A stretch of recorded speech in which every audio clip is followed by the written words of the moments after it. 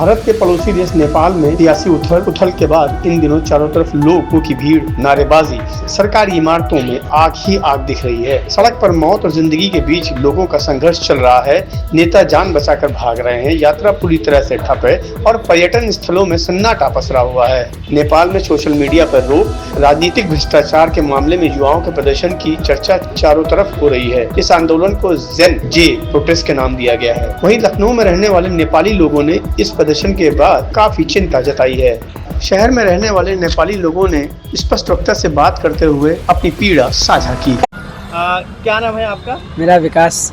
विकास, आप लखनऊ में कब से रह रहे हैं? हम तो है 2012 से। अच्छा, नेपाल में कहाँ के रहने वाले हैं? नेपाल हम बुटोल। बुटोल। अच्छा, बुटोल। अभी नेपाल के बारे में सुनकर आपको कैसा लग रहा है जो वहाँ पे हालात हैं? अभी तो थोड़ा डाउन है क्योंकि वहाँ पे नेटवर्क चालू नहीं है। हाँ, तो घर वालों से वीडियो कॉल वगैरह पे बात हो पा रही थी? अभी तो नहीं हो पा रहे थे, अब होने लगी है। अच्छा, बीच में नहीं हो रही थी? जी। तो आप लोग परेशान हो रहे थे खबर सुन के? जी जी। हाँ? जी बिल्कुल, जी बिल्कुल। जी जी, आग लग रही थी काठमांडू साइड, हर जगह आग लग रही हो तो चिंता बढ़ रही थी। जी जी। अच्छा, कई वहाँ पे आग लगातार बढ़ रही है, कई राज्य इसकी चपेट में आए हैं, मंत्रियों ने इस्तीफा दे दिया, तो जी जी। सुनकर क्या आपके मन में मतलब एक डर बैठता है परिवार को लेकर? जी जी बिल्कुल बैठता है, डर तो बिल्कुल बैठता है ना।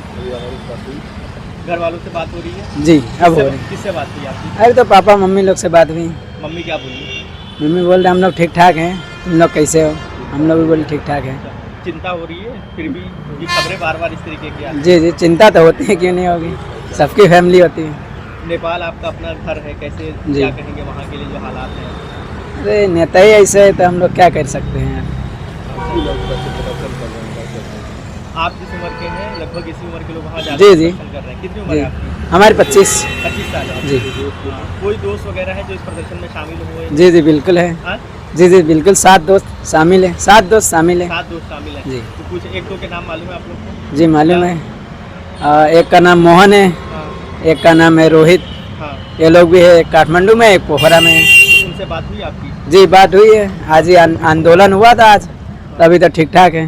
अच्छा, शांत है मामला। अच्छा, तो वो क्या बता रहे हैं, क्या करना चाहते हैं वो लोग? अब वही है, नेता को बदलना चाह रहे हैं। हाँ? नेता को बदलना चाह रहे हैं। नेता को बदलना चाह रहे हैं? जी। तो आप अपने दोस्त के साथ हो? जी बिल्कुल हैं, क्यों नहीं होंगे। अच्छा, तो नेपाल के पीएम ने इस्तीफा दे दिया, क्या कहेंगे?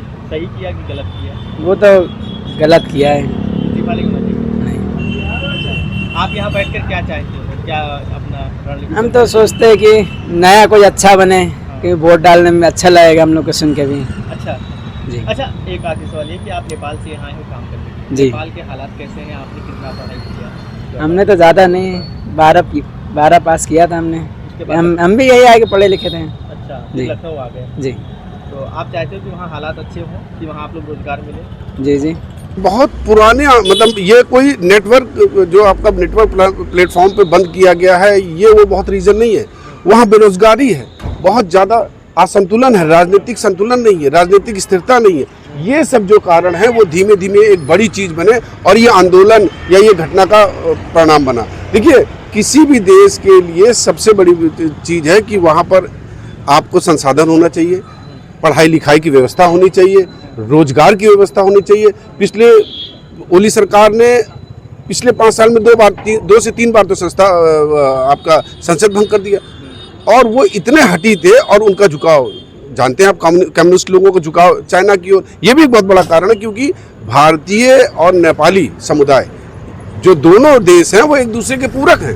भाई कहा गया है ना कि बेटी और रोटी का रिश्ता हमारा, तो वो भी एक कारण था कि उनकी उदासीनता चूंकि भारत की ओर कम थी, चाइना की ओर थी, बेरोजगारी थी, लोग उनके बच्चे high style high life profile में जी रहे थे, यहाँ पर कुछ नहीं था। तो धीमे धीमे एक होता ना कि धीमे धीमे एक फ्रस्ट्रेशन जब आदमी का फटता तो बड़ा रूप लेता। उसको मैं इस नज़र से देखता हूँ, जो नेपाल में की जो घटना है ये फ्रस्ट्रेशन का एक बड़ा रूप है जो अब सामने आया है। सर, आप भी नेपाल के रहने वाले हैं, वहाँ प्रवासी हैं, आप लखनऊ में रह रहे हैं। फिलहाल वहाँ के जो हालात है उसको लेकर जो आपके रिश्तेदार या तमाम परिवार के लोग अन्य चिंतित हैं, हम लोग चिंतित हैं। लेकिन चूंकि देखिए ये अच्छी बात है कि 2 दिन की घटना में काफ़ी कुछ ठीक हो गया है। ओली को भागना पड़ा, सरकार के सारे मंत्रियों ने इस्तीफा दे दिया।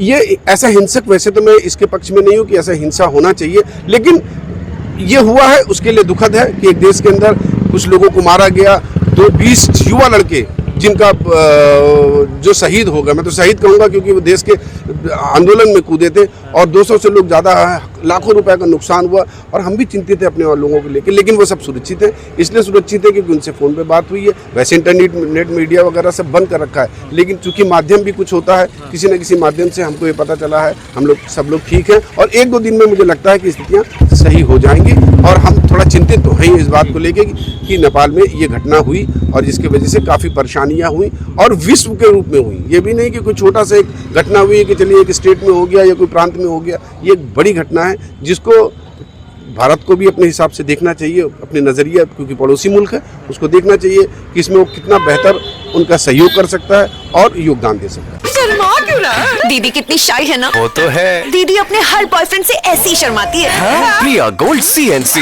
मीठे में नमकीन का ट्विस्ट।